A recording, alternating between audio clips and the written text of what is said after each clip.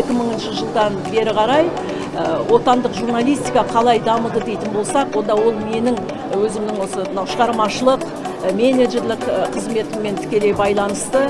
Еліміздегі барлық мынау тәуелсіз, мемлекеттік емес, жекеменшік теле, радио арналардың қызметкерлерінің кәсіби даярлығын жүзеге асырды. Қай жерге барсақ та, осы Қазақстанның теле радио станцияларындағы әрбір маман ретінде қалыптасуына үлкен үлес қосқан болатынбыз. Менің сұхбатым да сол жаңағы атқарған жұмыстарымызбен байланысты. Журналистиканы әдетте қоғамның айнасы дейміз. Қай тақырыптар болмасын, осы жылдардың ішінде олардың халыққа дәл және шынайы түрде жеткізілуіне соған біз барлық әріптестерімізді жұмылдырдық, сол үшін қызмет еттік.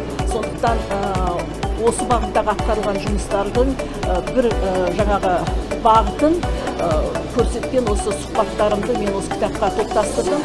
Бүгінгі мүмкіндікті пайдаланып, мен барлық осы өзімнің менеджерлік қызметінде әрдайым қолдау көрсеткен осы отандық телерадио журналистика саласында, баспасөз саласында қызмет етіп жүрген әріптестерімнің барлығына рахмет айтқым келеді.